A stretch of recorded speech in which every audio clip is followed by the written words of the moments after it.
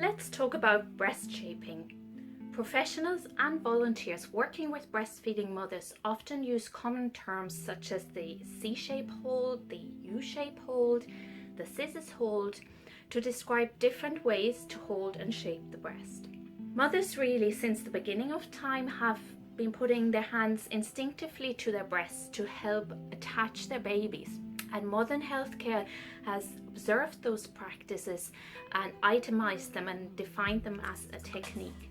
That doesn't mean that those named techniques are the only right and correct way to support your breast for latch-on. But let's look at how some of these breast holds might help you and your baby. The aim of breast shaping is to make the breast a little narrower to help the baby get more of a grip on the breast and achieve a deeper latch. Your guide to which breast hold might help in which position is the baby's mouth approaching the breast. You want to shape the breast in the correct direction, which is parallel to the baby's top and bottom lip. I know this all sounds very theoretical, so to make it more visual, the narrowing of the breast is often compared to the way you narrow or squeeze a burger to take a bite from it. You'd also narrow it parallel to your top and bottom lip to take a big bite from it rather than turning it sideways and trying to eat it. The C-shape hold is the most commonly heard about hold, and with this hold you make a C shape with your thumb and forefingers and place your hand just behind the areola to shape and support the breast.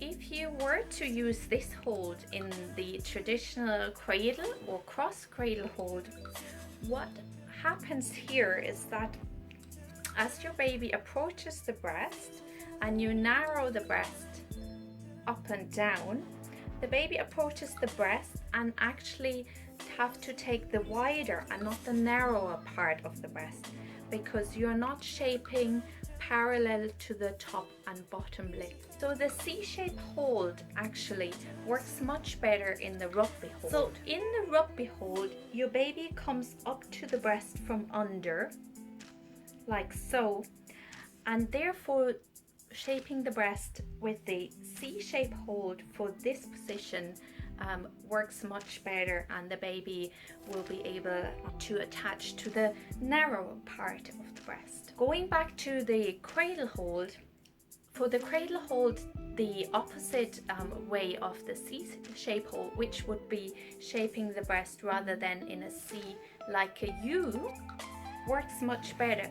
As you can see, the breast narrows this way. The narrow part would be parallel to the baby's top and bottom lip. You can support the breast with the U shape for the cradle hold either from underneath, like so, or you twist your wrist and make the U shape from above, like this, which actually works a lot better as your hand is not in the way from underneath the areola. So the U shape from above often works better than from below. Next up is the scissors hold, and the scissors hold essentially does the same thing as the C-shape hold.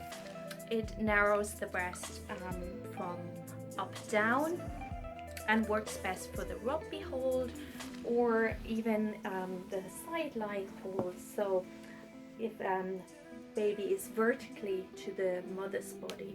The next two holds, the teacup hold and the sandwich hold, can help with flat or inverted nipples. So if you have flat or inverted nipples, a flat nipple usually does come out upon stimulation and becomes inverted. A true inverted nipple, if you do the pinch test, whereby you pinch the breast just behind the areola with the C-shape hold, the nipple is actually pulled back into the breast, and that would look a little bit like this. So if you had a sock and up here at the top is your nipple, the inverted nipple would look more like this. So it's actually pulled inside the breast. So with the teacup hold, you would lift a little bit of skin just behind the areola in an attempt to shape the nipple and the breast a bit more and make it a little bit narrower. So a gentle pinch, just a lift of the skin, and you can see that makes or helps the nipple to just come out a little bit, and then you would keep this hold during the latching on process. The next one, the sandwich hold, can help especially where there is a quite noticeable degree of inverted nipples. And for this hold, I would suggest that babies put on pillows and supported on a flat surface, which I normally don't advocate. I usually say you support the baby and then the props are there to support you so that the baby comes really close into you. But for this hold you will need both hands. So bring the baby up to the level of the breast on some props.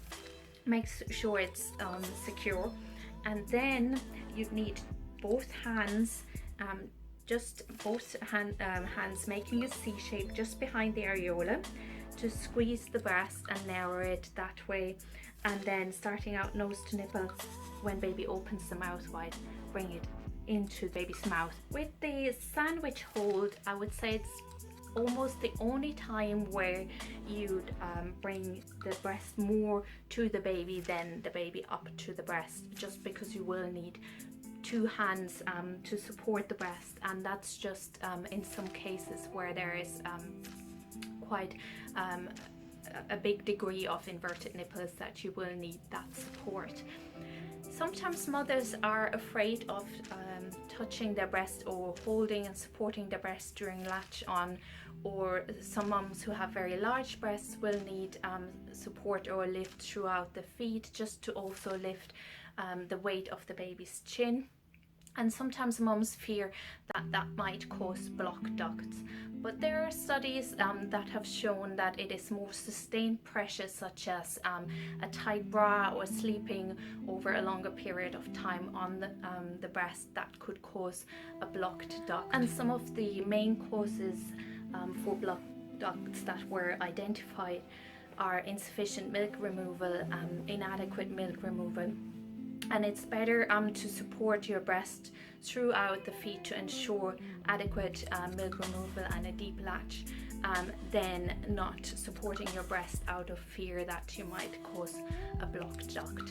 And if you want to read up more about it, my colleague Carol Smith from the Mammy blog has done a great blog post on breast holds and breast shaping, and I will link her here as well. So I hope you found this helpful. If you're interested in seeing how these breast holds look in real life, and to find out more about these breast holds, I have a real life tutorial in my online breastfeeding course, where I have videos recorded with my son.